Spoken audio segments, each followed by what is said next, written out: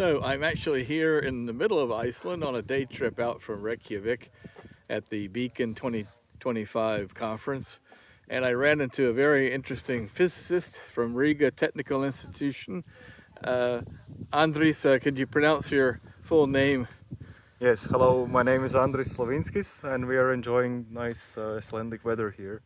And you have a poster paper at the conference, a very interesting concept. Tell us about the poster paper, what it entails, and what you.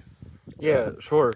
So we're recycling a fairly old idea that Einstein proposed in, almost a century ago, that we can use the mass of the sun for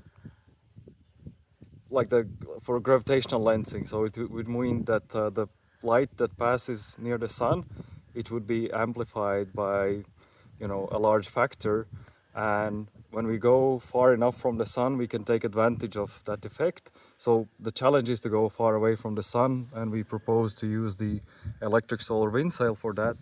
And the electric solar wind sail is it's not a totally new concept, but it's been advanced to some degree. But before we talk about that, let's talk about Einstein's theory of relativity. Yes. Which basically is that a mass like our sun bends space and time, and that you can see that. For instance, when you have the sun eclipsing, transiting the Venus transiting the sun, if I'm not mistaken. Well, the best you can see that large galaxies are curving the space-time, and then you can look at the James Webb observations, at Euclid observations, and you can see clearly that there's the Einstein ring around the galaxy. And so, tell us what is it the solar focal point? What is it? Okay, yeah. So this gravitational lens focal point, which is actually a line which starts after 550 astronomical units. Which is halfway between the Kuiper belt and the Oort cloud, correct? Way out there. Yeah. It's very far. So no spacecraft thus far have been so far. So to give you some perspective, Pluto is at 39 astronomical units. Around 30, yes, I think. I think it changes, yeah. And an astronomical unit is the average distance between Earth and the Sun. Yes. 93 million miles. Yes. Okay, so go ahead, Andris. You were telling me about what you hope to garner when you get out to this 550 AU. Okay, so when we get out to the 550 AU, then we will start to see this effect that around the sun, the Einstein ring forms. Uh-huh. And if we have a telescope with us, then we can, observe this Einstein ring. Or maybe it's better to have an array of telescopes, because the image formation plane is it's huge, so far away from the sun. And then when we observe the Einstein ring and we block out the sunlight, we can start to see other stars with a great magnification. Uh-huh. And then around those stars there are exoplanets. And if we manage to block out the sun, the starlight of the distant star, we can start to observe the exoplanet in a way that we take image of it. But first you have to have a coronagraph to block out our own sun, correct? Yes. And then you have to have a secondary coronagraph to block out the planet around the star that you're trying to image. Yes, that's so correct. What makes you so confident that even at that high magnification, using gravitational lensing, that you're going to be able to do that? Well, have you done simulations that indicate that? Okay, well, whether this is possible, it's hard work.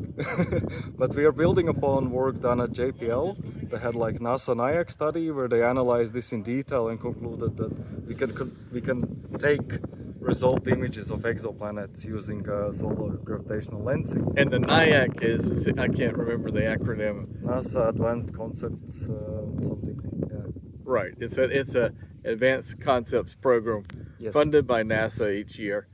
And so you're building upon work that NASA's already done. Yes. And of course, you would be able to use simulations to further this work, and what are you working on in terms of the electric propulsion system, the Okay. solar sail? Yes, so the electric solar wind sail was invented 20 years ago by Finnish scientist Pekka Janhunen, and we're still working together with Pekka to demonstrate it in orbit. Thus far, all the missions that we have been working on are CubeSat missions, and so it's like a small-scale electric sail. So how does an electric sail differ from a normal solar sail? Okay, so normal solar sail uses sunlight. So photons from the sun are arriving at a large reflective surface and pushes the spacecraft around. Then the electric sail uses a electrostatic field, which is created around long, thin wires, or we call them tethers. And these, when we charge, the electric field is created, and what happens is that a solar wind particle comes in, and when it meets the electrostatic field, it changes its direction, and in that process, it gives away part of its energy. But even if you're able to send a spacecraft, which is what 800 kilograms in mass, is that what, did I hear you wrong? Yes.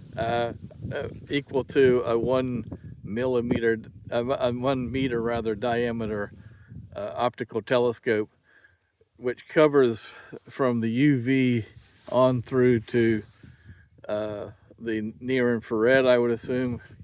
Yeah, we can go further, maybe thermal Maybe infrared. further Yes. to the longer wavelengths. It's going to take, you said, 50 to 70 years, even with an electric solar sail, to get the thing out there. Yes, so currently we think that is the best technology to get that far, but it still takes a long time, several decades.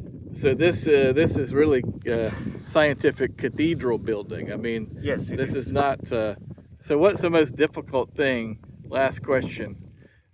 You think that if we can do this, it's worth doing for the science that we can get? Is that right? For sure, yes. And Not I have to be only healthy. exoplanets, but maybe cosmology as well.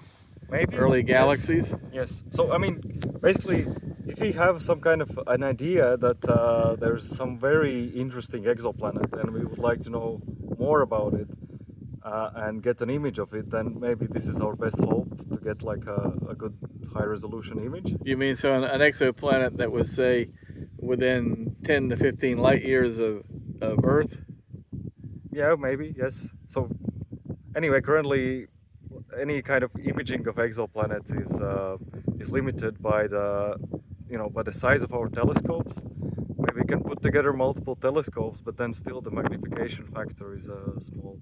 And what kind of right now you're writing a paper? Yeah, you have We're working on journal paper, yes. Okay. And when will that be submitted? Do you have any idea?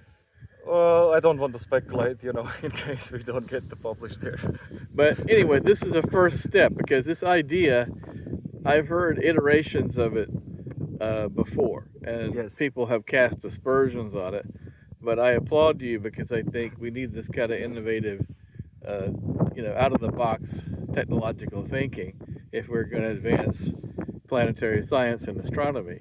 So, sure, yeah. Any ideas about the costs for such a mission?